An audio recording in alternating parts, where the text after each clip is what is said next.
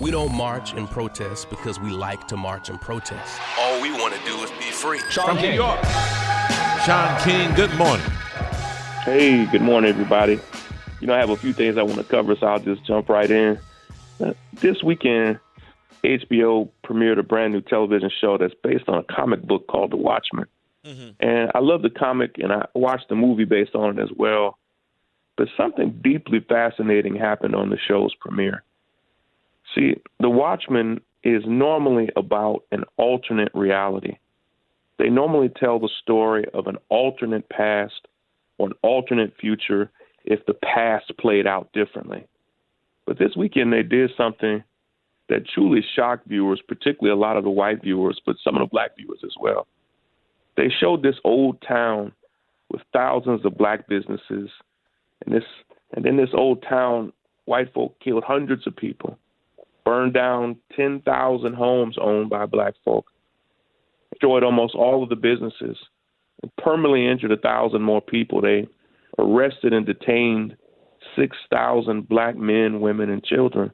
And it was awful to see it. But as people watched the show and typed about how... Shaun? Yes. Hey, can you hear me? Yeah, you just cut off here. Go ahead. Oh, I'm sorry. Yeah. As people watched the show and typed about how awful it was depicting this truly horrible thing that happened, they didn't understand. White journalists, film critics, and others, they didn't know that the story that was being told was not an alternate reality, not at all. It wasn't fake, or it wasn't an alternate past or future. They were telling the story of the Tulsa race massacre. Sometimes it's called the Tulsa race riots, but we really don't call it that anymore. First, in this nation, when the word riot is used, people automatically assume we're talking about black folk, and it's literally used exclusively for black folk who are fighting back after some type of injustice. But the Tulsa massacre was not a riot being led by black folk. It was an all-out massacre being led by white folk. It was the single largest mass shooting in modern American history. And listen, I mean no disrespect to survivors of mass shootings that happened in this generation. I've come to know many of those survivors and their families. But when we say that one of those things are the deadliest mass shootings in modern American history, when we say it took place in a movie theater or a nightclub, we suddenly pretend as if the Tulsa race massacre never took place. It's also the deadliest hate crime in modern American history. Over the past few years, we've had horrible hate crimes at Walmart against Latinos, at churches against African Americans, or synagogues against Jews. But when we say that those are the deadliest hate crimes, we deny our own history. It's a form of erasure, as if what happened on May 31st and June 1st of 1921 in Tulsa, Oklahoma never happened. Those two horrible days changed the entire future of black America. Now, when we think of the capital of black America, we might think of a city like Atlanta. But in 1921, without a doubt, it was Tulsa. It was the biggest concentration of black wealth, black business, black success, black home ownership, and it was growing rapidly, not just year over year, but month over month and even week over week. I was just a teenager at Morehouse when I first learned about what happened in Tulsa on those two fateful days. And I remember being so shocked because I had been to Tulsa, and black folk in Tulsa were struggling. It didn't have a black Wall Street. And it was wild to see this weekend on social media as some white folk bravely admitted that they thought they were watching a horrible fictional story about this country, when instead they learned that the show decided to tell the story of the Tulsa race massacre. Parents and families, if you're listening, we have to teach these lessons to our children. We have to tell them these stories, or our history will be erased.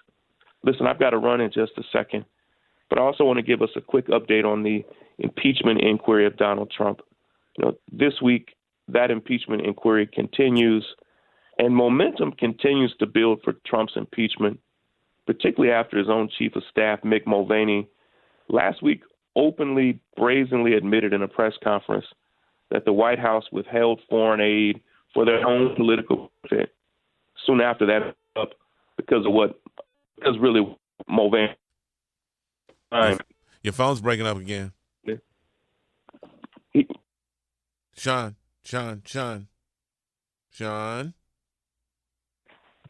You there? No, he's not there.